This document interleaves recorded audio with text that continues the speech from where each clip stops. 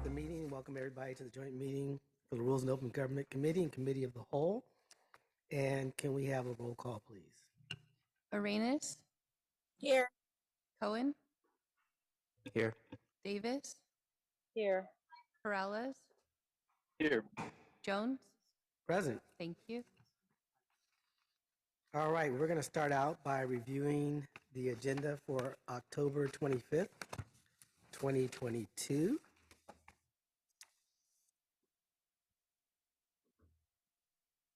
And we are going to start out on pages 4 and 5.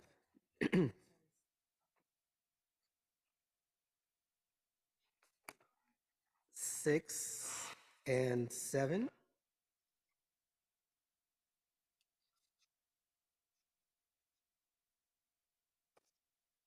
8 and 9.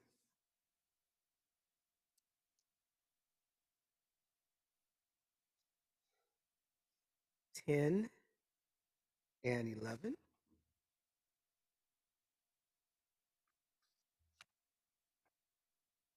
12 and 13.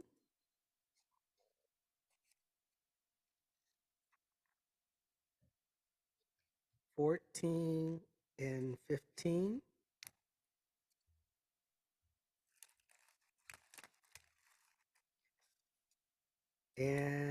16.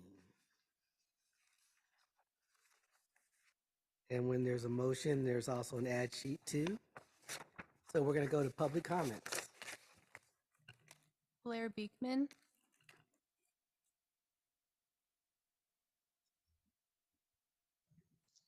Hi, Blair Beekman at the Rules and Open Government meeting.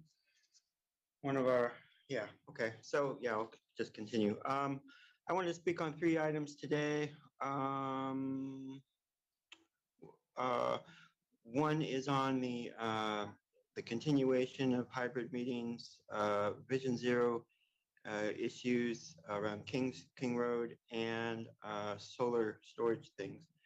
I can combine kind of my feelings on the continuation of hybrid meetings and Vision Zero things actually, and talk a bit more on Vision Zero stuff later today on the agenda.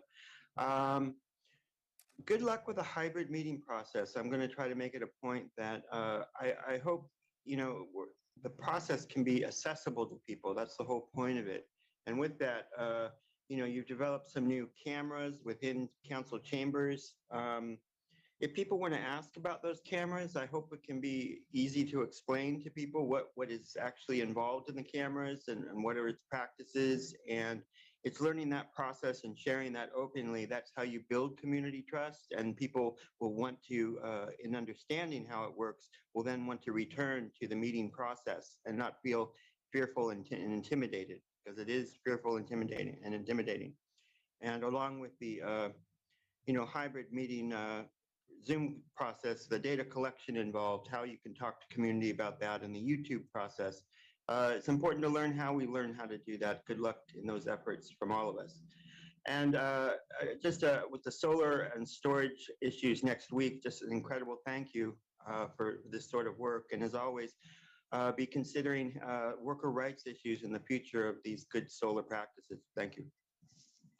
Back to the committee. I'll move approval of the agenda with the add sheet. Okay, it's been moved and Second. seconded. And I don't see any hands raised from over Zoom. Before we take our vote, I have to ask the city manager's office about load balancing on the agendas. Is the agenda properly load balanced, and do we have good load balancing for future agendas going to the end of the year? Yes, we do, Vice Mayor. Thank you. All right. Roll call vote, please. Arenas? Yes. Cohen? Aye. Davis? Yes. Perales?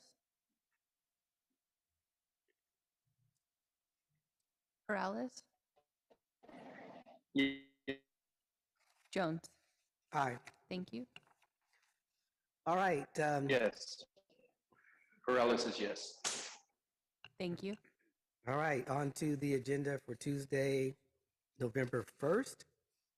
And we're going to start out on pages 4 and 5.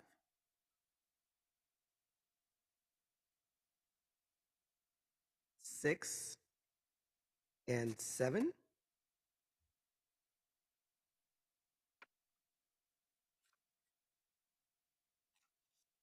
Eight and 9.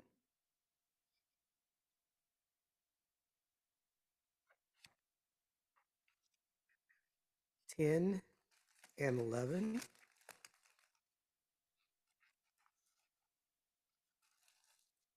12 and 13. And that is it. So we'll go to public comments. Blair Beekman. Hi, Blair Beekman, the November 1st agenda. So far, it's talking a lot about, it's talking a lot about issues of COVID and how to a roadmap for COVID issues. Thank you. Winter is coming on, and it's really an important time for this sort of item. You had a really good item at Neighborhood Services last week on food distribution around COVID issues. And I was really impressed with the item, and gave some statistical data of what's going on in San Diego around food distribution for school kids at this time.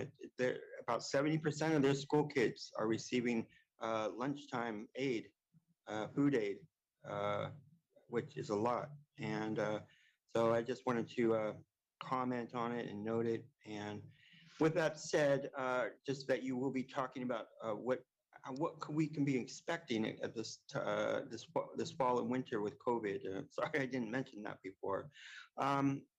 Good luck on these efforts.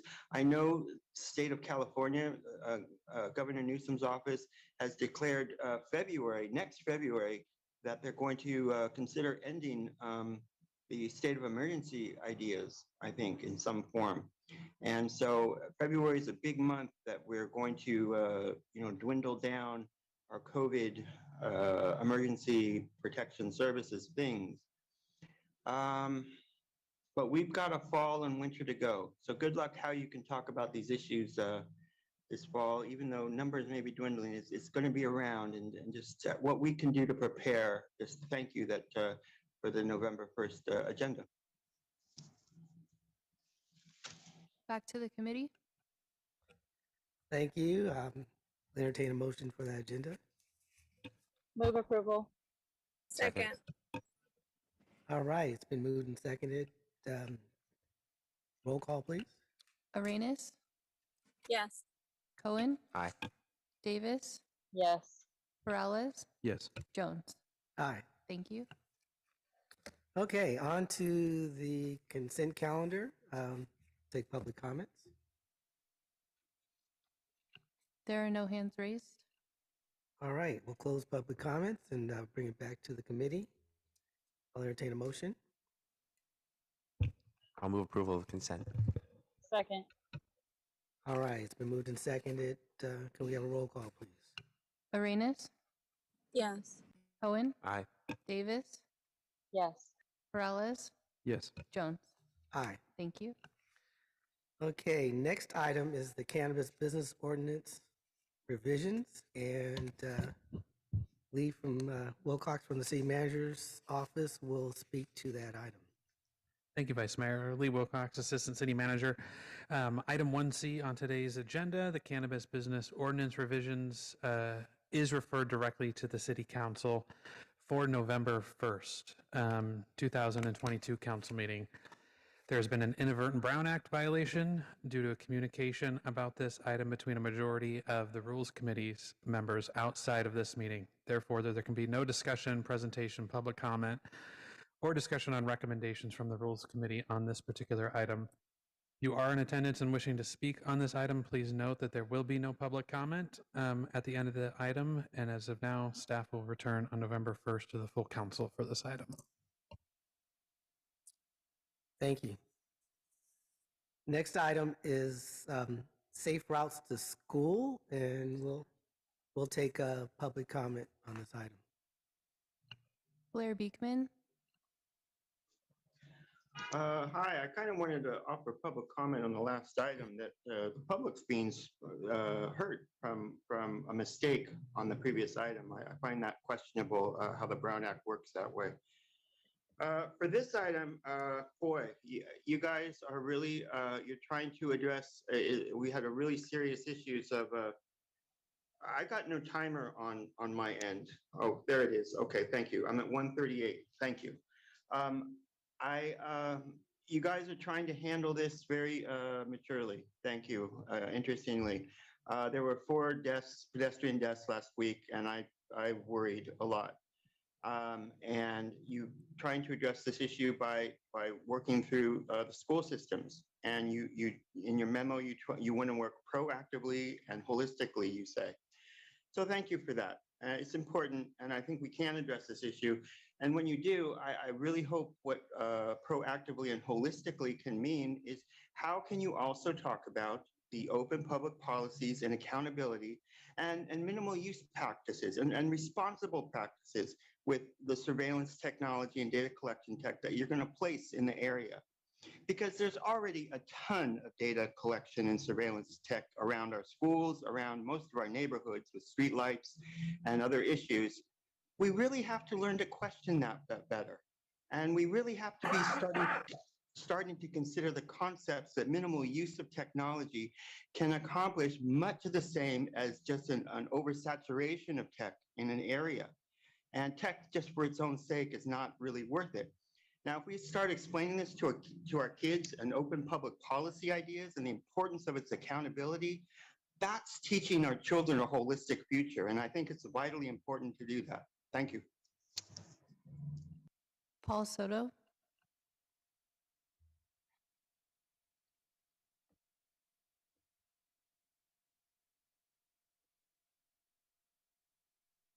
Paul Soto. Hello, can you hear me now? Yes. Okay, thank you. Good afternoon, Council. Paul Soto from the Horseshoe. Crossing guards. We've needed crossing guards for a long time, and I understand that a lot of it has to do with the fact that crossing guards are under the jurisdiction of San Jose Unified School District. Well, just as you can easily amend a law when you need to amend it, I would suggest that considering the necessity for this type of service, that the San Jose City Council do whatever it has to do with the San Jose Unified School District to ensure that crossing guards are placed at these schools and that there's found money. I don't care where it's found. Look for it because it's there. You get it and you institute it. When I was going to school, I had to walk past 3 bars at Santa Maris, the Almadine Inn, and the Hollywood Inn just to get to Washington School. There's blood all over the pavement. You know, so I'm glad that, you know, now finally people are thinking about kids' safety when they're walking to school. But we're being slaughtered on the streets. Over the past year, 3 people that I have personally known throughout my tenure here out on the streets have died as a result of police pedestrian accidents. One of them was the senora over there on Monterey, the one that is connected with the Black Berets. And so we're being killed. A pedestrian on the street is more susceptible to being killed than a person with a gun. So I don't want to hear about gun violence. I don't want to hear no more about it. I don't want to hear no fear mongering. I don't want to hear nothing like that. What I want to see is actual policy that is instituted without exploiting the poor. Because what Vision Zero does is it uses these statistics in order to get grant money, in order to put this surveillance in, yet nothing gets done about the real issue. Crossing guards. That's what we need. We need crossing guards that are paid and they're paid well so that they want to show up to work and they're put strategically around these schools. Matthew Tinsley.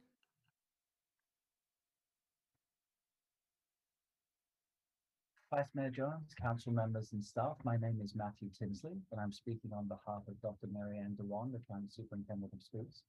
As you're all aware, a month ago, a 3rd grader died in a traffic accident while walking to school. This was a tragic loss for their family, and our hearts go out to everyone at Castle Monde Elementary School. We're grateful to the parents, volunteers, crossing guards, and police who make our children's routes to school safer, but more can and should be done. We at the county office appreciate the call from the mayor and members of this committee for a thoughtful, collaborative approach to improving children's safety on their way to and from school. Achieving this goal will require close collaboration between the city's experts in traffic management, the police, and the school communities themselves. The administrators, staff, and the parents who walk their children to school each day are invaluable in determining what the safety issues are and how they can be addressed. As the Vision Zero Task Force addresses school safety, we strongly encourage you to begin by engaging with the school's community and districts across the city to benefit from their lived experience of this issue. We at the county office are ready to partner in any way that we can to ensure that this most recent tragedy is the last of its kind. Thank you. Back to the committee. Thank you. I know this item has a early consideration form that was submitted. So Lee, do you want to speak to your form? Sure. Thank you, Vice Mayor. There is an early consideration form by staff. A few of the items are green-lit by the administration and can move forward. There are other yellow items that are budgetary in nature or would need resources to move forward. Those are yellow lit. And John Risto, our Director of Transportation, is here for any questions that the committee might have. Okay, thank you, Lee. I want to thank my colleagues, Councilmember Cohen, Foley, and the mayor for signing on this memo with me. Obviously, it's in response to not only the tragedy that just recently happened in my district with a young man, a young boy, but also just the increasing challenges that we're having as a city in terms of keeping our students and young people safe when they try to go to school. So we appreciate the city manager's response in terms of greenlighting some of the items on our memo. But I'd like to ask John Risto to come up and just answer a couple questions. Vice Mayor, while he's coming down, can I offer a suggestion on item number 2? Okay. So the way that it's worded in the memorandum, and this is semantics, but especially when it comes to the budget process, we're very detailed in nature. The direction was direct the city manager to prepare recommendations. So that means as we come forward in next year's budget process that we'd already be recommending those expenditures, as opposed to direction around preparing analysis and cost estimates for the council's consideration, because it is our responsibility to really evaluate in the context of the city's overall budget condition at that time before we actually make a recommendation. So I think on number 2, if you were to direct us to prepare information and analysis and cost estimates through a manager's budget addendum, that we can move that to a green light. Okay. Yes, I'd like to make that change. Can you give me the wording again, please? Direct the city manager to prepare a manager's budget addendum outlining the cost and analysis. And then I think you have the rest of the wording there. Okay. Thank you. So that addresses the item number 2.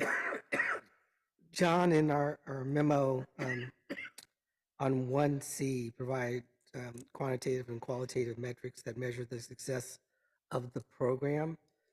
That is that has a yellow light, but is there any way we can expedite that or move that forward without going through the more extensive process?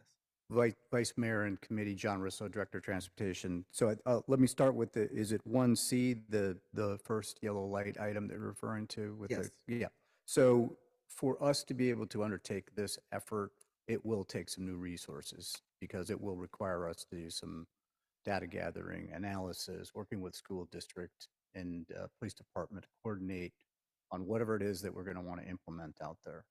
So it is a new, it would either be new resources or redirected resources from current staffing levels So those redirected resources would be coming directly from our Vision Zero program and implementation of Quick Build, or the pedestrian safety enhancements that are being developed in each one of the council districts. So we're seeing that as a resource and a budgetary need for us to be able to do that action item. And I know it's just, back of the envelope, but what kind of resources are we talking about? Well, one FTE, two FTEs? Yeah, so if just, and we've already been starting to think through this, if you, and we've been doing some back of envelope calculating, and there's 300 schools. There's, perhaps 16 intersections around schools with 4 different legs of those intersections. And then a number of roadway segments that would all have to be analyzed in terms of what types of traffic safety devices would want to be installed in those areas. So just doing the math there, you're up into the thousands of different locations that would need some analysis, and then a prioritization process. So the resources needed for that was probably a small team of DOT to be able to do that sort of stuff in a over the next year to 2 years to be able to do that. If you're talking about all the thousands of different locations that could be possibly considered. Got it. And then on 1E, the second the sentence, is there any way to, well, I know there is a way to incorporate the build out of speed humps and other mitigation measures as we do our street improvements. Right. So speed humps are in our toolkit for traffic calming and for safety to control speeds of vehicles. We've installed 41 different roadway segments in the city so far. So we already have quite a bit of speed hump experience out there. And recently we've gotten some other ones in on some pretty high traffic streets. So that's actually a good thing. For us to be able to do this, we do have a policy, a traffic calming policy that does require certain things to be done for us to be able to install and implement. One of which is a really pretty high level community engagement to collaborate with the community that's going to actually have these installed, which requires petitioning and survey. And I know a number of council members have gone through that. So right now it does require us to do that analysis, go to the community survey for that acceptance. So what if in the memo, it does say that we're to bringing back some streamlining processes for that. And I think we're all for that. I think we'd like to see this go a lot sooner, a lot faster, a lot more efficiently over the course of the next year. I think what we're talking about here, though, is for us, again, for us to be able to do this on an expedited thing, we would either have to have some more resources to be able to do that, or redirect those same folks that are working on safety devices right now to do this work. And we also would then, if we're going to try to waive or try to exempt some of these projects from having to go through the policy, we would either have to amend that policy, modify its requirements, and that is something that the memo does request us to come back and talk about those things. But I think trying to get that done in the next month or two is probably optimistic. Okay. So just to summarize, so if I have a street that's scheduled for repair coming up in this next cycle, we would still have to go through that extensive process as you just described, Yeah. in order to have Right. So I speed think humps incorporated into the pavement. Right. So we have already done some of that incorporating of speed humps into paving program. We did it out on the east side on Leeward. We would love to be able to do that in the future and actually facilitate and streamline that even further. But it's still currently the policy requires us to actually go through some of these steps. And again, the council can change any policy that they want to change. It's just going to take some analysis to be able to do that. So I think what this is trying to indicate is there is a resource challenge to do any of these things, just to be able to make a change, to make it easier. Still going to take some time for us to do that, even if we could waive or exempt some of that to put in place the speed humps to perhaps get them into a pavement contractor's contract in a near term. That still takes some staff effort to revise specifications, put it to get a cost estimate and actually put that into place. We are trying to do a purchase order to get these things done sooner, but that's not in place at this time. Thank you. That's all the questions I have. I probably want to. I'll stay here. Councilmember Perales. Yeah, thank you. I'll build off of that since you're still here with us. In regards to streamlining on implementing speed humps, as you know, we went through that on 21st Street, and some of the snags that we ran into there had to do with the way that our program is worded, right? And the understanding of what kind of buy-in we need to get from property owners and where and what percentage.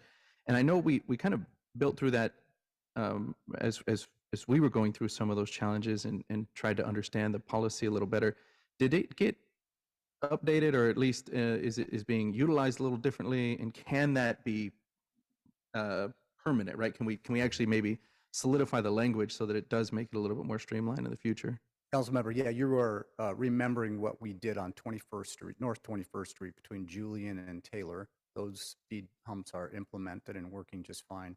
But what you're describing is that survey process that reaches out to literally every property owner or tenant that happens to live along that street to get a survey of their acceptance or non-acceptance of the speed humps, either along the route or those that are particularly looked at right in front of someone's house. So yeah, we did not change the policy after we learned maybe our practice needed some improvement. We have tried to change that practice so it's not as confusing and not as burdensome, but the policy of surveying and petitioning is still in, or that practice of survey and petition is still in the policy. So we would still need to do it unless that's been waived.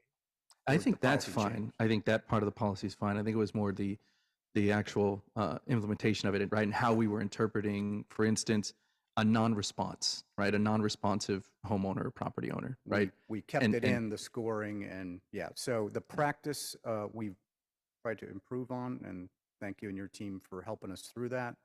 But the practice that's described in the traffic calming policy is still there to do the petitioning. And Okay. Even that, I think, though, if you have changed the way your team is implementing that policy, I think that that's helpful, because that certainly was a large delay. And not only delay, was a large delay. it was the difference between failure and success, right? In the way we were qualifying or quantifying the non-responsive property owners. And so I do think there's some ways that maybe we can do that. Sounds like you've done a little bit, which is helpful. But potentially even a good look at the program itself. I do know as you go into neighboring cities, in fact, it happens to be right neighboring to the school where we had this unfortunate incident, where a lot of the residents live in Campbell there, and in Campbell, in you can tell the difference literally from as you drive between San Jose and Campbell. There all of a sudden become numerous blocks that have speed humps throughout them.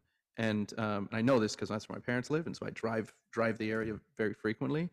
And we heard that immediately after this incident, where there were parents wondering why that difference was so blatantly obvious, right? That it in certain streets they were seeing a lot of speed humps in San Jose, the San Jose portion, if you will, they weren't.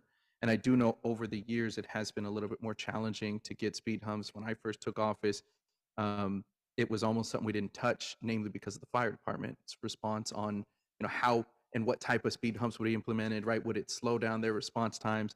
And then we kind of worked through that on from the speed bumps to the speed humps, right? And so, but it's taken some time, I think, to get to where it's more feasible. And as we went through the process on 21st Street, I can tell you the residents are extremely happy, right? And I mean, so I've seen it.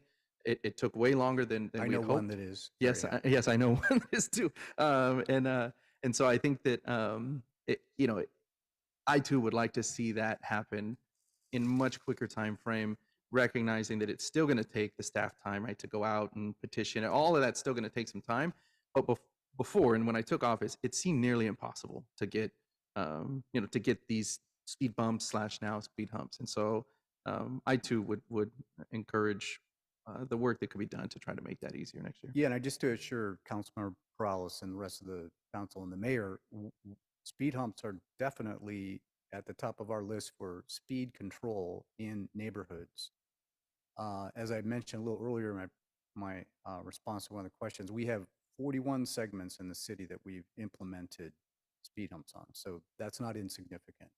We have a lot more that we could do. The Department of Transportation is supportive of that. We just have some practices that are outlined in a policy that may need to be modified. And for us to do that, we need to go through that process. But we are all for putting in speed humps where they make sense and they're going to be able to control the speeds that are particularly around schools. So I think we're very supportive of this. So I think this needs to be, as outlined in this memorandum, a significant citywide effort to do this. For us to make it streamlined and to make it resource to be able to do it, that's where the the yellow light came in and some of those things. But I think just to assure you, we're all for it, and we would like to be able to streamline and make more of those happen. Yeah, thank you. And look, I when I talk to parents as well from the area, and or my own parents, for instance, I clearly don't try to compare San Jose to Campbell, right? Much smaller city, smaller footprint, much less schools. So we have a different challenge when we're not going to be able to implement speed humps everywhere we want them in the city, in short time. It's just not the reality. So we have to prioritize and we have to focus on areas where I think that it's going to be most beneficial. And so I do recognize that challenge as well. And I think that just from what I've seen over the course of my terms in office, it has been more challenging than not. And so as we can make that and continue to make it easier, I think then we'll be able to see more of these come online and take less staff time and ultimately cost less money as well. We are in alignment with that. So. One other piece, and I don't know if you need to stay here for this, John, but it's in regards to the Vision Zero task force, so if you want to, on the safe routes to school implementation. And I appreciate that my colleagues put it in their memo because there is a very narrow focus on the priority safety corridors, right? And we know where the majority of our fatalities or serious injuries are occurring, and we know we can't even implement our quick build projects in those areas quickly enough as our community would want. So adding a safe routes to school, I think is a good idea, but it has to come with additional resources and additional personnel, quite frankly, right? Because again, we already don't have enough. That's the biggest challenge that we face in the Vision Zero task force. Even as we had an interest, and I think over the last couple of years, we thought we might be able to resolve it through the budget process. What we realized was that even if we were to throw more money at these projects to get the infrastructure for them, your team didn't have enough staff, right? You didn't have enough personnel to manage all of those projects in a quicker time frame than what's already laid out.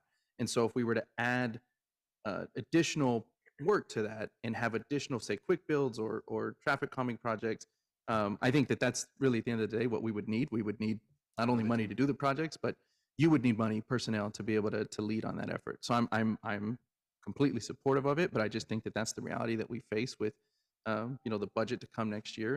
And so if you wanted to respond, go ahead. And again, I think that we're in agreement with that, is that for us, and we want to do this program laid out in this Safe Routes to School memo, it will take some engineering resources to be able to go through the analysis, collection, prioritizing, working with the other entities to be able to form a program that's going to be able to deliver all that.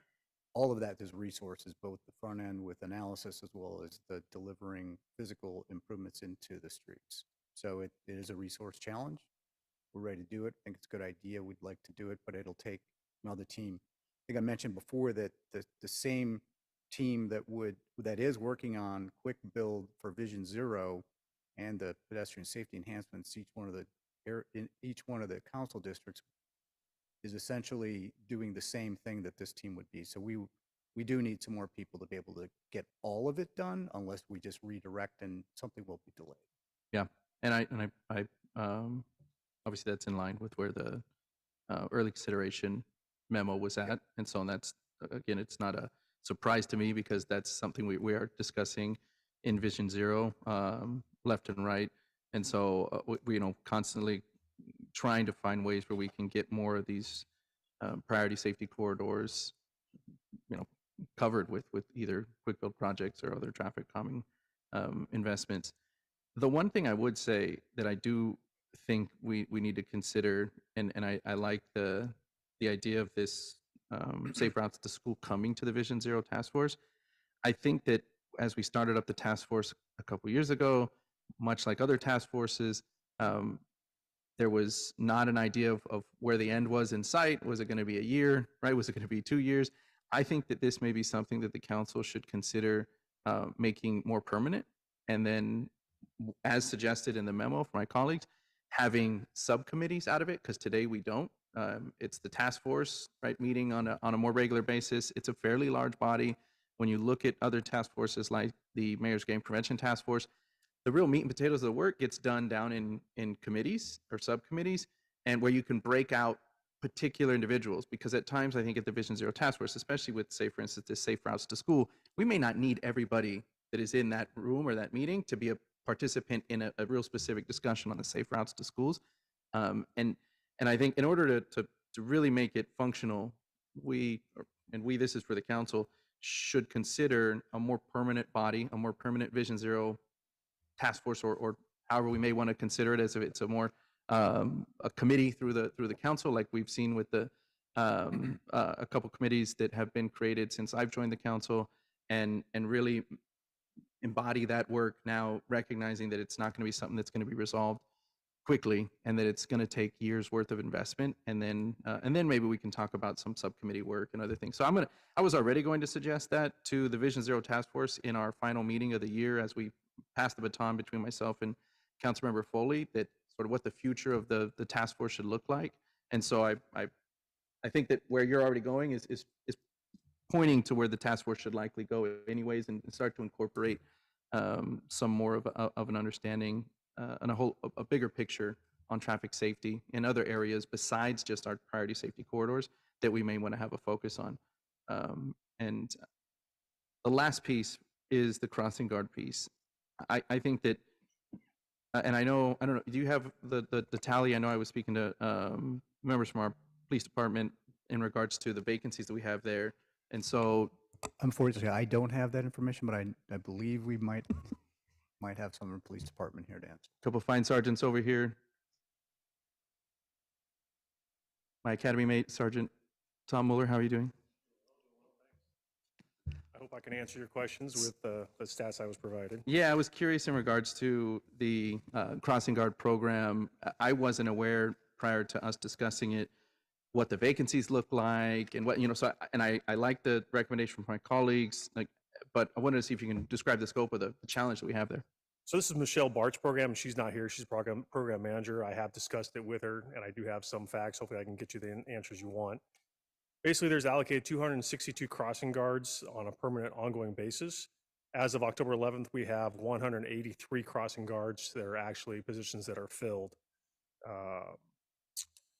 And that includes people that are on leave, whether it's vacation, medical, or on-assigned hours. So it could be on a given basis, either 15 to 20 less than that.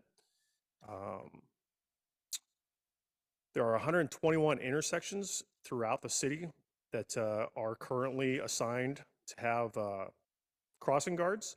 And I think they are currently 20 intersections have been temporarily closed because of staffing issues. And how many schools do we have? We have close to 300. So it was we don't have an accurate count, but it's about 271 is what we came up with. 155 elementary, 53 middle, and 63 high schools, and that's broken down into 19 districts throughout the city.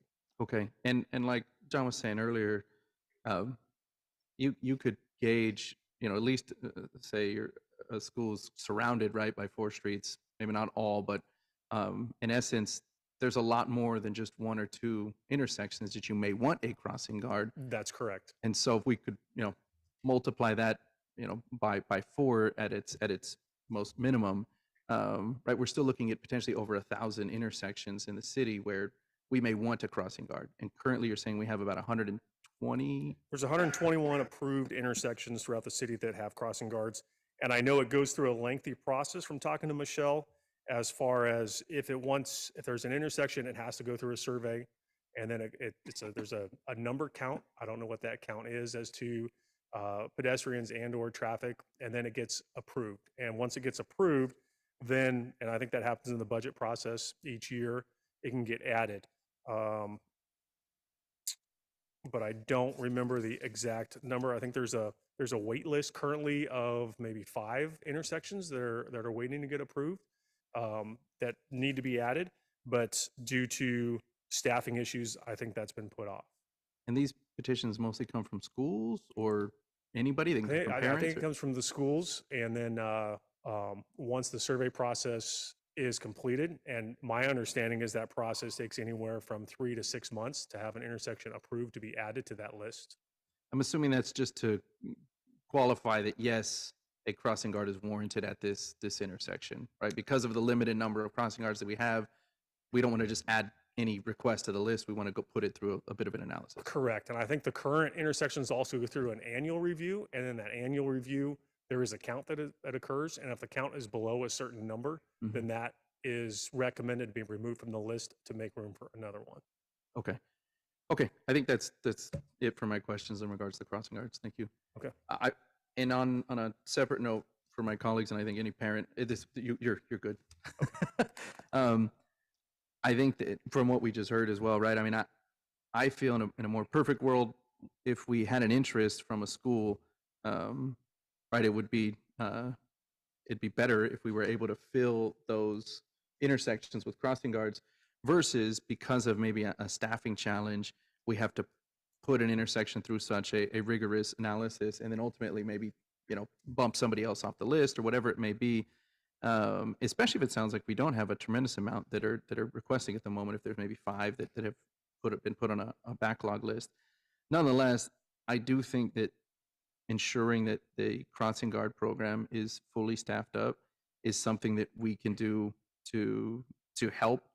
And not only that, but potentially even beef that up, looking at small budget surpluses, but budget surpluses in the coming years. I think that's something as well that's warranted for the council to look at through the budget process. And then seeing what are the challenges with actually staffing up these programs, right? Is it a budgetary issue? Is it right, an income issue? Timing, just to kind of understand that's not a traditional 40-hour a week job, money, right? So so I think that is worthwhile as well. But I think it sounds like we definitely don't have enough right now. If we wanted to beef up the program and have crossing guards at more of the schools, we are already understaffed and we already have vacancies. So I appreciate that recommendation as well. And those are my comments on this, and I'll make a motion to accept the memorandum with the early consideration form and then the changes in the verbiage on, I think it was recommendation 2 that the vice mayor included. Second. All right, Councilmember Cohen. Yeah, thank you. And I have a number of comments to make, and also follow on to some of the questions that have already been asked. I'm going to start actually with the crossing guard question, just because as somebody who spent 14 years on the school board, I know the process well for how these crossing guards come to be, and the process is that the districts ask for crossing guards. Not all schools need them.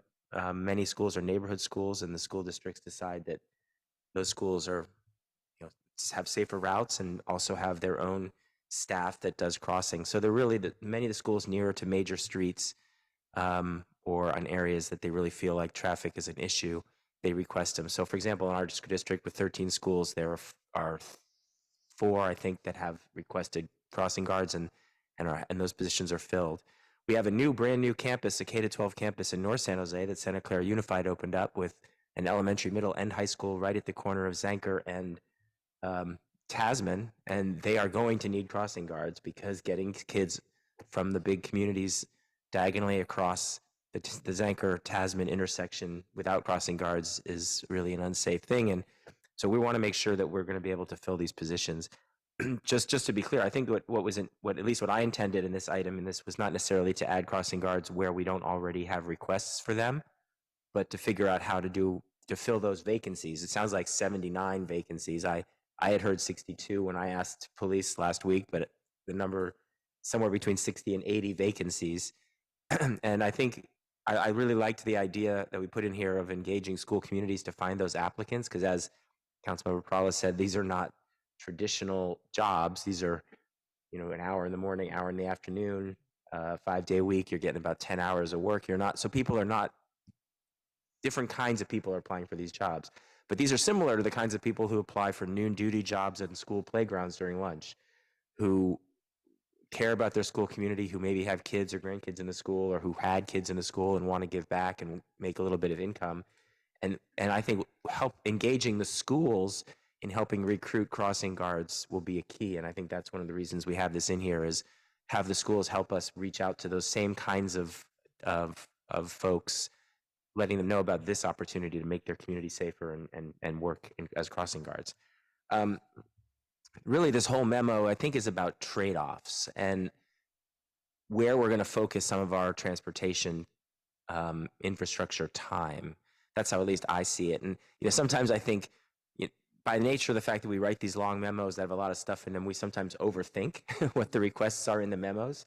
So that's kind of how I reacted to the early consideration form, that much of this was about right now thinking about how we might do better in the future, not necessarily saying, let's go out and build a bunch of stuff this year, but let's come up with some thoughts about what it would take to build more in the future, what we would have to do in the budget process to fund it, and what are the metrics that we need to have in place to decide what should be done and what shouldn't be done. And I guess I want to ask you, John, right now, as council offices, we often get some input from the community. Here's a really bad street. We want to do some improvement here. And we know that there's a certain budget available for us to do a few improvements a year that weren't necessarily pre-planned. So there must be some metrics that we already have about why we would do it, where we would do it, and whether doing it, when we look back, whether doing it was the right thing or not. So I guess I'm curious as to how different we think this 1C question is from what we already kind of do as a city. So yeah, Councilmember John Russo, Director of Transportation. Councilmember, you're right. We work with every one of the council districts in a limited budget for a lot of small scale pedestrian safety enhancements, as well as what Councilmember Prowse was referring to, larger roadways that we're trying to do safety projects as well. That's usually the Vision Zero, the bigger arterials. So yes, we respond to those requests for a speeding problem or safety around a school or better crossing enhancements and those kind of things. But what we do is we actually go out and do an analysis. If we have crash data, which we have in many parts of the city and intersections, we'll also do speed and volume surveys, and that's a physical testing of the roadway to see how fast the cars are going, how many are going, and where they are. So we do, and we look at the roadway configurations themselves, how many driveways, how many intersections, are they offset, are they regular or not? And then we do coordinate that within whatever budget we have for those enhancements, and then we implement. So yes, the answer to your question is we do that all the time. We use certain criteria. We make engineering judgments of safety and budget and preference by community and council offices to do that kind of work. Same sort of thing would be done for this new program. It's just we don't have that data in many of these cases, the speed data, a lot of locational data, and other vehicle, and we certainly don't have the budget. So for us to do that, it just is, and it's a lot larger, more complex area that we're having to deal with, just using the numbers around schools and stuff. But it's prioritization still. Yeah, I mean, then you have to prioritize. and that's always the way it is. We probably could all come up with a whole lot of things we'd like to see in our district, but we prioritize every year. Here's the 3 that we want you to work on this year. Yes. I think also similar to what Councilmember Perales asked before, some of these things take a lot longer than we would hope, even when we are doing them through this current process. I mean, so I don't necessarily think that anyone's expects through this memo that all of a sudden someone's going to say, we need this improvement and it's going to get done in a week. The process still would be followed that the city follows to do improvements anywhere. It's just that it's just that we want to move them forward on the list if it's about the safety of kids walking to school. Yeah. So that's how I look at what the requests in this memo. Accurate observation. And I would argue that 1C is not even something that requires all that much work at all, because 1C is pretty much the same metrics we should have already for what exists, or what we do out there when we have concerns with traffic in any site in our city, or with speeding or any other safety issues when we do an analysis. It would require new resources because it's just, we're entering into a lot larger area of Yeah, things but that we're doing. but 1C doesn't say go out and give me those numbers for every school. What it says is create the metrics. So I guess I think we're And it does we're already overreading jump it. to a prioritization. I'm right? not So saying it's we come having back to with do a table that. of all 300 schools and tell me what Right. needs to be done at all 300 schools. I'm saying tell me what the metric will be, so that if a school comes with a request, we know what we're going to do to evaluate the request. I think that's what I'd like to see in 1C, and maybe my colleagues can also weigh in on that. I'll just move on past that point. I mean, it's not worth belaboring that. I think the important thing for me here is to have a holistic approach with our school districts as well as partner, and have them be partners. Vision Zero Task Force is one partner. But just as an example, I found out from the superintendent in the school district where I served on the board, that they are now they're going out with their executive staff in their school district and spending one morning at each school in the district and watching how the students walk to school. So the superintendent and the assistant superintendents and other staff are there watching students walk to school and saying, hey, this corner over here looks unsafe to me. I saw cars, stopping too late. I saw risk happening over here. And they're making a list, and they're going to provide me with that list. This was done at their own initiative. This wasn't something we asked them to do. But I think we could go to school districts and say, can you begin to do an analysis in your own school district as well? What intersections should be our priority, so that we're not, as a city, going out to 500 schools and having to do all that work, but we then get input. Within this school district, the 10 corners that we think are the worst. And then with the council office and the Department of Transportation, we begin to work on those specific intersections.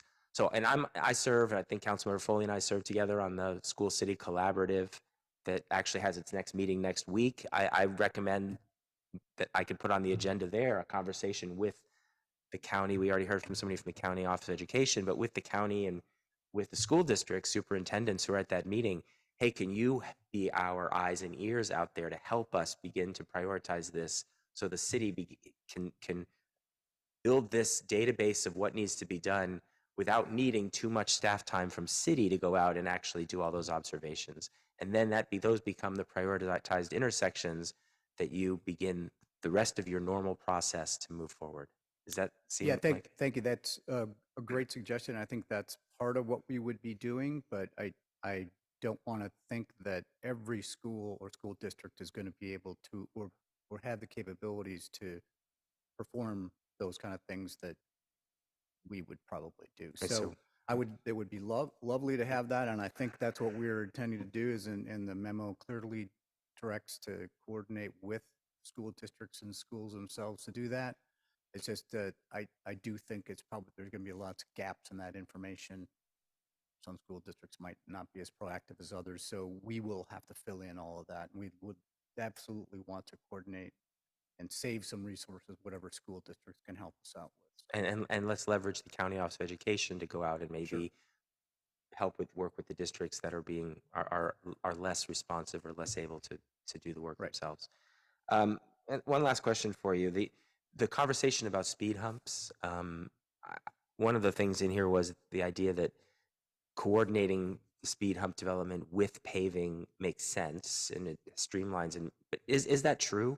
Does it really matter whether we do it along with the paving or not? We move pretty fast in our paving, but we do as all the council members know, we do modify the street striping and some other things on that roadway when we go into those locations. We don't do it on every road every year.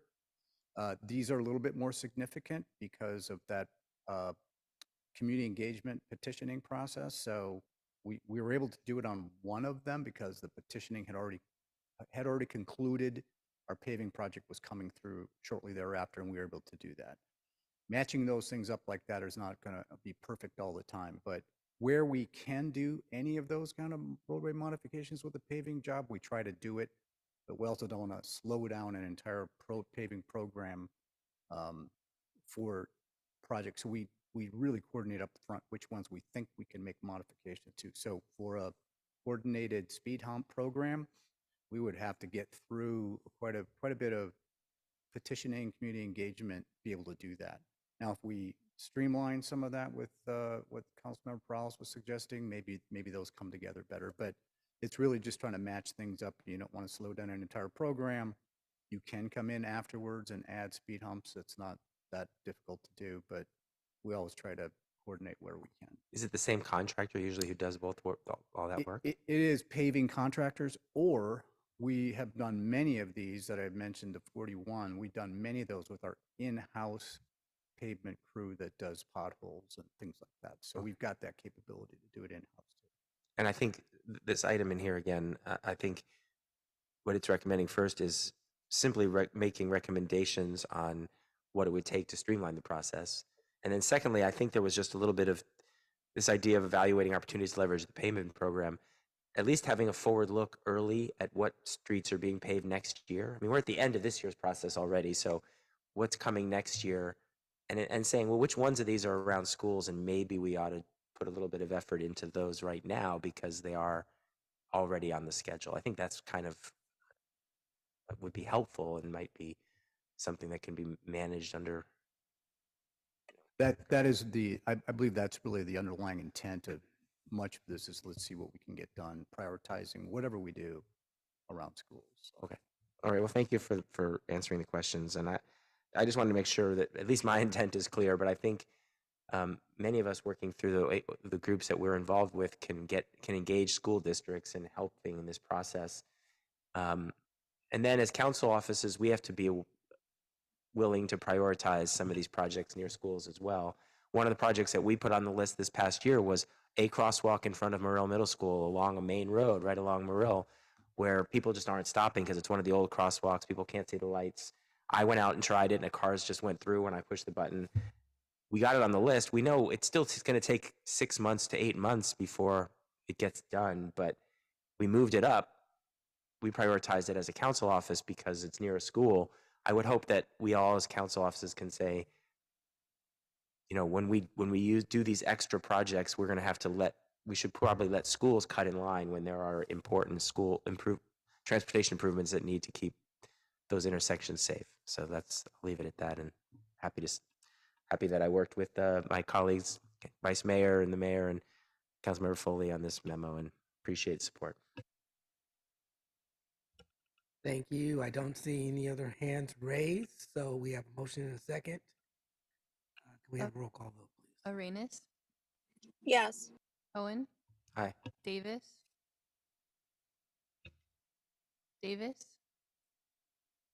Perales, Yes. Jones. Aye. Thank you. Aye. Sorry. This is Davis. Aye. Thank you. Okay, we are on to open forum. Blair Beekman.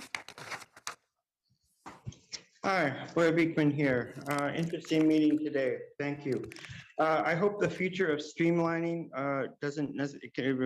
involves road paving issues and not so much technology. It's my sincere hope that technology, you can talk about it with kids. You can talk about open public policies with the school kids. And I think that is so holistic and sustainable. That's the ideas of sustainability we're really striving for. Good luck on those efforts. I wanted to, I guess, kind of review my overall feelings of why I work with tech accountability and what I feel its purpose is. It's not so much to regulate or over control the tech industry or the future of Vision Zero and neighborhood safety. I mean, basically, I'm totally agreeable to whatever you want to do, but it's from the questions you ask about technology. It's the concepts of how to have open public policies and accountable practices. That's so key, and that's what I'm talking about is the hand-in-hand process. You do what you want with the technology, but then you practice the good stuff with it. You practice how to have community participation and dialogue, not just simply to have the technology, but what it's there for. Do we need the technology? I mean, more responsible questions then start being asked, and I'm afraid that's what you're a bit fearful of, because then we start asking questions like, if we already have technology in place around schools, why do we need more? You know, we don't need an overabundance and a saturation of tech. I mean, those are the sorts of things we need to be striving for. And responsible practices simply follow when you want to practice good ideals and good civil protection ideas. Kids start asking better, more honest questions and working for a better democracy for our future. Good luck how we learn to trust that. We have a staff that's willing to work towards those goals now. Good luck to our future, how we do. Paul Soto. Yes, Paul Soto from the Horseshoe. Thank you for that, Councilman Cohen. I think that was an excellent line of questioning. I was very surprised at some of the pushback that you were getting from the city, but that was completely and totally in alignment with what it is that I was talking about, that prioritization between the school districts and the community and the council. So thank you for that. I want to talk about Breeze of Innovation. There's a lot of buzz around that being placed there at Cesar Chavez Park. Okay, now that was the building where the first state legislature was tasked in bringing in Manifest Destiny, and that's what created this whole system of inequality that we have here today in this city. That's never been amended. It just hasn't. We can't get into semantics or get into opinions. These are facts. From that time, nothing has been amended in terms of the racial inequalities here in this city. We're using language to try to do it, but we're not creating the policies that's going to give it the strength to be able to roll back and to amend those inequities. Okay, those are going to take generations. Okay, now what we're talking about is placing that Breeze of Innovation right in the center of where that was created. And what it does is this, is it creates a connection between what Manifest Destiny did by putting the first state legislature building there, and also with the kind of Manifest Destiny 2.0 with manners that's happening in this city now. Because you're going to have thousands and thousands of people that are going to have to move out of here because you're having 400,000 people moving into here. Okay, not only that, that plaque is placed there by the Native Sons of the Golden West. Native Sons of the Golden West were the primary authors of the Japanese Exclusionary Act. So we need to really think about. Call-in user 1.